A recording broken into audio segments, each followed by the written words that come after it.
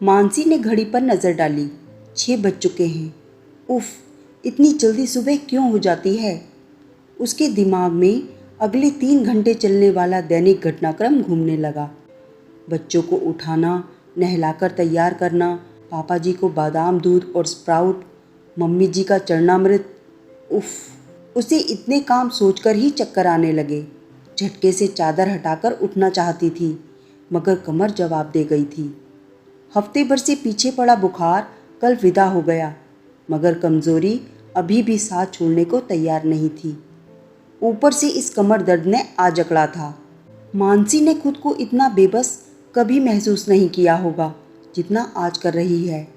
घर की बैकबोन, अकेली करता धरता गृहिणी के बिस्तर पर पड़े रहने से घर की सारी व्यवस्था ही चरमरा गई थी। कोई काम ठीक से और समय पर नहीं हो पा रहा था। जिधर देखो बिखरा सामान, बच्चों की किताबें, धुले बेधुले कपड़े। मानसी को ऐसी अव्यवस्था की तनिक भी आदत नहीं है। बीमारी से ज़्यादा बदहाल घर ने उसे परेशान कर रखा है। कल खुद से वादा करके सोई थी कि सुबह उठेगी और घर की गाड़ी वापस पटरी पर ले आएगी, मगर आज उसकी कमर धोखा दे गई। अब चाहे जो भी हाल हो, काम तो करने ही हैं। उसने एक स्ट्रॉन्ग पेन किलर निगली, खुद को हिम्मत दी और उठ खड़ी हुई। शुभम, शैली उठो, स्कूल को देर हो जाएगी। बच्चों को उठाकर बाहर आई। पतिदेव नितिन हॉल में अखबार पढ़ रहे थे। चाय शायद खुद बना ली है। माँ जी नहाने जा चुकी हैं। बाथरूम से ही मंत्रों की आवाज़ें आ रही हैं। उनका पूजा पाठ नहाने के साथ ही शुरू हो जाता है। रसोई में आई तो देखा कुछ भी काम शुरू नहीं हुआ। लाचारी मिश्रित गुस्सा उबलने को तैयार था। मन किया फट पड़े सभी पर। घर में किसी का भी दुख दर्द हो, हारी बीमारी हो, बढ़ चढ़कर सेवा की है उसने, और ये लोग उससे हफ्ता भर भी ना निभा पाए। माना नितिन को ऑफिस जाना है तो क्या थोड़ा जल्दी उठकर अखबार पढ़ने की बजाय बच्चों को तैयार नहीं कर सकते? मम्मी जी उठकर सीधे नहाने और पूजा पाठ करने की बजाय बच्चों की टिफ़िन तैयार नहीं कर सकती? पापा जी 5 बजते ही सैर और योगा के लिए क्लब चले जाते हैं और फिर नाश्ते तक का समय अखबारों के ढेर में घिरे बिताते हैं। क्या वो बच्चों को बस स्टॉप तक छोड़ने की जिम्मेदारी भी नहीं उठा सकते? आज तक उसने ऐसा कुछ नहीं सोचा था जो आज सोच रही है। अब तक ज़रूरत ही नहीं पड़ी कभी। हफ्ते भर पहले तक सब सामान्य था। पिछले 12 सालों से सभी की पसंद, नापसंद और ज़रूरतों का ख्याल रखते हुए घर के सभी काम नियत समय पर आगे से भाग भाग कर किए जा रही थी, वो भी स्वेच्छा और खुशी के साथ। अजीब सी संतुष्टि मिलती थी उसे ऐसा करके। सास ससुर तारीफ करते नहीं थकते थे, बड़ी काबिल है हमारी बहू, घर के साथ साथ बाहर के सभी कामों को भी बखूबी करती है। कार ड्राइव करती है तो बच्चों की ट्यूशन क्लासेस में लाना ले जाना, खरीदारी करना, बैंक के काम सब वो ही निपटा लेती है। मानसी, तुम ना होती तो ये घर कैसे चलता? इस घर के लिए तुम्हारा जो योगदान है उसका कोई मूल्य नहीं है। नितिन भी अक्सर प्रशंसा करते। ऐसी तारीफ ही उसे थकान के बावजूद निरंतर काम करने के लिए ऊर्जा प्रदान करती थी। खुद को लकी समझती थी वो। उसके जैसी कितनी ऐसी गृहिणियां हैं जो घर के कामों की कभी न रुकने वाली चक्की में पिसती जाती हैं, मगर कहीं किसी तारीफ के 2 बोल भी सुनने को नहीं मिलते। उनके हर काम को बहुत हल्के में लिया जाता है, मगर उसे कितनी सराहना मिलती है, खासकर उसके बनाए हुए खाने को लेकर। पापा जी तो मम्मी जी को कह भी देते हैं, तुम तो अब किचन में हाथ मत ही लगाओ तो ही अच्छा है, बहू जैसी पाक कला तुम में कहाँ। और चाहे अनचाहे मम्मी जी ने इस तथ्य को स्वीकारते हुए अपने काम को बहुत सीमित कर लिया। सबके हंसते खिलखिलाते चेहरों के बीच वो भी हंसती खिलखिलाती काम किए जा रही थी। हर काम के लिए उसे पुकारा जाना, हर सलाह मशवरे में उसकी राय लेना, इतना ही काफ़ी था उसका ये विश्वास कायम रखने के लिए कि सब उसे कितना चाहते हैं, उसकी कितनी कद्र करते हैं। मगर 3-4 दिनों से उसका ये विश्वास एक छलावा सिद्ध हो रहा था। उसे लग रहा है कि यह एक सोच समझकर बुना गया भ्रमजाल है, जो उसके इर्द गिर्द फैलाया गया है, ताकि कहीं किसी विद्रोही स्वर की गुंजाइश ही ना बचे। इससे पहले जब कभी बुखार आया तो वो पेन किलर खाकर किसी भी तरह खड़ी हो जाती थी। धीरे धीरे ही सही सब काम निपटा देती थी, मगर इस बार शरीर साथ ही नहीं दे रहा है। नितिन ने कह दिया कि मेरे नाश्ते टिफ़िन की चिंता मत करो, ऑफिस में खा लूँगा।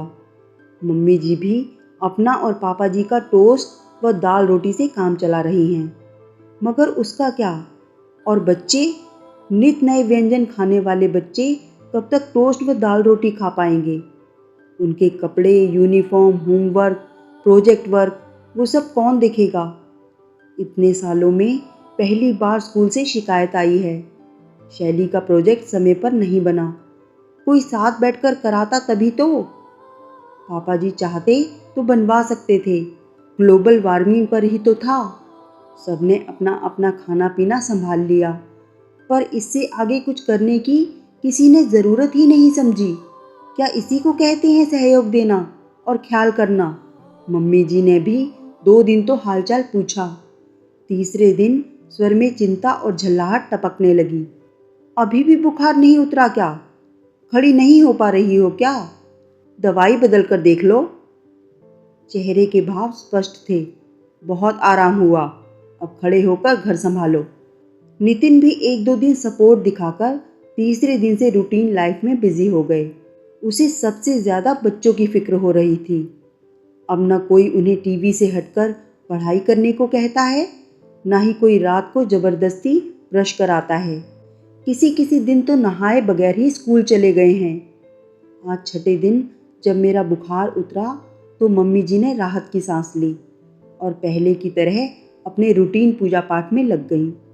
ये पूछना भी जरूरी नहीं समझा कि सुबह उठकर काम करने की मेरी हालत है भी या नहीं। मानसी के विचारों की अनवरत धारा बही जा रही थी। सोचते सोचते बच्चों का नाश्ता टिफिन कब तैयार हो गए उसे पता ही नहीं चला। मानसी दोहरे अवसाद में थी। पहला यह कि उसे घर वालों का रवैया गैर जिम्मेदाराना लग रहा है, और दूसरा यह कि अब उसका शरीर उसकी जिम्मेदारियों से लय नहीं मिला पा रहा है। नितिन, आज बच्चों को स्कूल बस में बैठाकर ऑफिस जाना। मानसी का स्वर आदेशात्मक था और गंभीर भी। नितिन कोई नानुकुर नहीं कर पाए। मम्मी जी पूजा से निपटकर रसोई में आ गई। बहू, पापा जी के लिए कुछ तैयार किया क्या? मानसी ने उनकी बात का कोई जवाब नहीं दिया। उसमें इतनी ताकत भी शेष नहीं बची थी कि किसी से उलझ सके। बच्चों का काम खत्म कर चुपचाप कमरे में आकर लेट गई। उसके अजीब व्यवहार से माँ जी हैरान थी। नितिन भी कुछ घबरा गए। तबीयत अभी भी ठीक नहीं है क्या? मेरी चिंता मत करना, मैं ऑफिस में कुछ खा लूँगा। तुम्हारी चिंता नहीं, अपनी चिंता है मुझे। स्वर तीखा हो चला था मानसी का। नितिन बोले, डॉक्टर को कंसल्ट? थैंक्स, मैं अपना खुद देख लूँगी। मानसी ने बात बीच में ही काट दी। नितिन ने चुपचाप कमरे के बाहर जाना ही बेहतर समझा। पेन किलर अपना असर दिखा चुकी थी। मानसी हिम्मत बटोरकर अपनी फैमिली डॉक्टर से कंसल्ट करने चली गई। सभी रिपोर्ट साथ में ले ली थी। उसने पिछली बार न जाने क्या क्या टेस्ट और एक्सरे बताए थे। सभी रिपोर्ट देखकर डॉक्टर कुछ देर चुप रही। सब ठीक तो है ना डॉक्टर? मानसी के पूछने पर डॉक्टर बोली, मेरी नज़र से तो कुछ भी ठीक नहीं है। हाँ, मगर तुम्हारे जैसी औरतों के लिए ये कुछ खास बात नहीं है। तुम्हारे लिए तो खास बात उस दिन होती है जब तुम बिल्कुल ही बिस्तर पकड़ लेती हो। क्या मतलब? मैं समझी नहीं। मानसी घबरा कर बोली, मतलब ये मानसी कि तुम्हारी सभी रिपोर्ट मुझसे तुम्हारी ये शिकायत कर रही हैं कि घर में सबका बखूबी ख्याल रखने वाली मानसी ने अपना ज़रा भी ख्याल नहीं रखा। तुम में कैल्शियम, विटामिन B12 की ज़बरदस्त कमी है, हीमोग्लोबिन भी बहुत कम है, और तुम्हारी स्पाइन का एक्सरे बता रहा है कि अगर तुमने तुरंत फिजियोथेरेपी और प्रॉपर एक्सरसाइज नहीं शुरू की तो कभी भी स्लिप डिस्क हो सकती है। डॉक्टर उसे समझाते हुए बोली। उनकी बात सुनकर मानसी ने बुझे स्वर में कहा, डॉक्टर, आप तो जानती हैं मेरे घर का हाल, मरने तक की फुर्सत नहीं निकाल पाती हूँ। हाँ, मैं अच्छे से जानती हूँ, और ये बात तो रोज़ अपने न जाने कितने पेशेंट से सुनती हूँ जिन्हें लगता है कि दुनिया उनके दम पर ही चल रही है। अगर उन्होंने अपने बिजी दिन के कुछ लम्हे खुद को दे दिए तो संसार में बड़ी भारी उथल पुथल मच जाएगी। अच्छा जरा सोच कर बताओ, तुम्हारी हफ्ते भर की बीमारी ने घर को हिलाकर रख दिया, तो अगर अगली बार ये टाइम ज़्यादा बढ़ गया तो फिर उनका क्या होगा? तब क्या तुम्हारे बच्चे परेशान नहीं होंगे? और अगर तुम्हें स्पाइन की कोई बड़ी प्रॉब्लम हो गई तो संभव है महीनों बिस्तर पर रहना पड़े, तब क्या करोगी? डॉक्टर की बातों ने मानसी को हिलाकर रख दिया। पिछले एक हफ्ते में जो उसके बच्चों पर गुजरी थी, उसके दोहराव की बातें सोचकर ही वो कांप उठी। बच्चों के साथ तो किसी बात पर समझौता नहीं कर सकती थी। उनके खान पान, पढ़ाई, स्वास्थ्य आदि को लेकर वो बेहद सजग थी। डॉक्टर ने अपना काम कर दिया था। कुछ फूड सप्लीमेंट्स, कुछ दवाइयाँ, लगातार 15 दिनों की फिजियोथेरेपी और प्रॉपर रेस्ट बता दिया था। इससे ज़्यादा वो कुछ नहीं कर सकती थी। इससे आगे जो कुछ करना था मानसी को ही करना था। उसे पता था इस बिजी शेड्यूल से 2-3 घंटे अपने लिए निकालना टेढ़ी खीर है। घर में सबको जी हजूरी की आदत जो लगी हुई है, मगर वो जानती थी कि इसके लिए वो खुद ही जिम्मेदार है। शैली 10 और शुभम 8 साल का है, मगर अभी तक वही उनके सारे काम कर रही है। चाहे कपड़े निकाल कर देना हो, बाथरूम में तौलिया पकड़ाना हो, जूते चप्पलों को ठीक से रखना हो, बैग लगाना हो या फिर बाल बनाना हो, हर काम के लिए वे उसी पर निर्भर हैं। हों भी क्यों ना, उसने कभी कोशिश ही नहीं की उन्हें आत्मनिर्भर बनाने की। ममता में अंधी होकर उसने कभी ये भी नहीं सोचा कि ऐसी आदतें आगे बच्चों को भी दुख देंगी और उसे भी।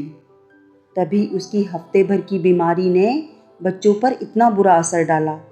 अगर वो अपने काम खुद करना जानते तो इस समय ना उसे परेशानी होती ना ही उन्हें।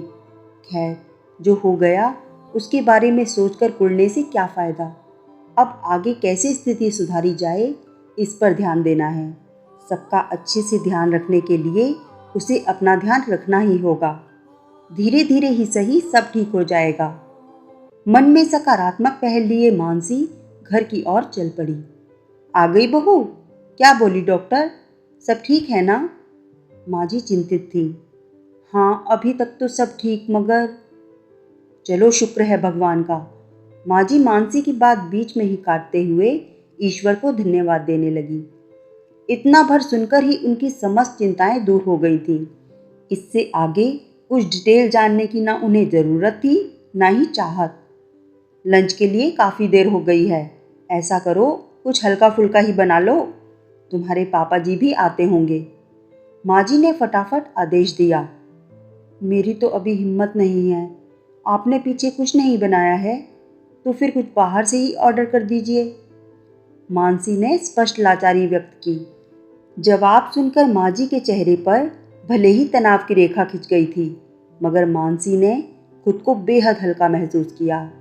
उसे लगा जैसे इतना कहने भर से ही उसके ऊपर लदा भारी लबादा एकाएक उतर गया। शायद एक निश्चित निर्णय पर पहुंचकर असंभव सी दिखने वाली चीज़ें भी आसान हो जाती हैं। तेरे पापा जी को तो बाहर का खाना बिल्कुल भी पसंद नहीं, बेकार में उनका मूड बिगड़ जाएगा। तो फिर आप देखिए कैसे मैनेज करना है। वैसे सिर्फ आज की ही बात है, कल से एक नौकर आ रहा है, मैंने बात कर ली है। वो घर के ऊपर के काम के साथ साथ खाना भी बना लिया करेगा। मगर तेरे पिताजी को तो नौकरों के हाथ का बिल्कुल नहीं चलता। स्वर के साथ साथ चेहरे पर भी कड़वाहट छितरने लगी। तो फिर पापा जी के लिए आप देख लेना, बाकी सबका वो बना दिया करेगा। फिर तुम क्या करोगी? लगभग चीखती सी माँ जी पहली बार अपना आपा खो बैठी। मुझे अब खुद को भी समय देना है, छोटा सा उत्तर देकर मानसी अपने कमरे की तरफ बढ़ चली। वो हैरान थी, कितनी बड़ी बात हो गई आज घर में। जीवन में पहली बार उसके और सासू माँ के बीच इस तरह की बात हुई, मगर उसे ना कोई ग्लानि है ना ही कोई चिड़चिड़ाहट, बल्कि वो खुद को बेहद शांत और सहज महसूस कर रही है। बच्चे स्कूल से आ चुके थे। मानसी उनका खाना पीना अच्छे से निपटाकर उन्हें ऊपर अपने कमरे में ले गई। माँ जी घंटे भर से अपने कमरे में अकेली बैठी बड़बड़ा रही थी। अब बात बर्दाश्त के बाहर हो चली थी। उनसे रहा न गया। सोचा, बहू की ऐसी बेअदबी बिल्कुल नहीं सहेंगी। जो भी हो, वो अभी भी घर की बड़ी हैं। माना बहू को थोड़ी ढील दे रखी थी, मगर ज़रूरत पड़ने पर लगाम कसना उन्हें आता है। अगर वो चाहती है कि घर के कामकाज से कटकर बस अपने बच्चों का करे, तो इस घर में ऐसा नहीं चलेगा। उसके बिगड़े तेवर ठीक करने ही पड़ेंगे। रौद्र रूप धारण किए माँ जी मानसी के कमरे की ओर बढ़ चली, मगर अंदर से आती आवाज़ों ने उनके कदम रोक दिए। मानसी बच्चों को अपनी बीमारी, बिगड़ती सेहत और उनकी जिम्मेदारियों के बारे में समझा रही थी, और बच्चे उससे वादा कर रहे थे कि वो न सिर्फ अपने काम अच्छे से करेंगे, बल्कि अपनी प्यारी मम्मी की सेहत का भी पूरा ध्यान रखेंगे। माँ जी सब चुपचाप सुन रही थी। उन्होंने महसूस किया कि उनके पैर कमरे में दाखिल होने को तैयार नहीं हैं, और वो खुद पर शर्मिंदा होती हुई बोझिल कदमों से अपने कमरे में वापस लौट आईं।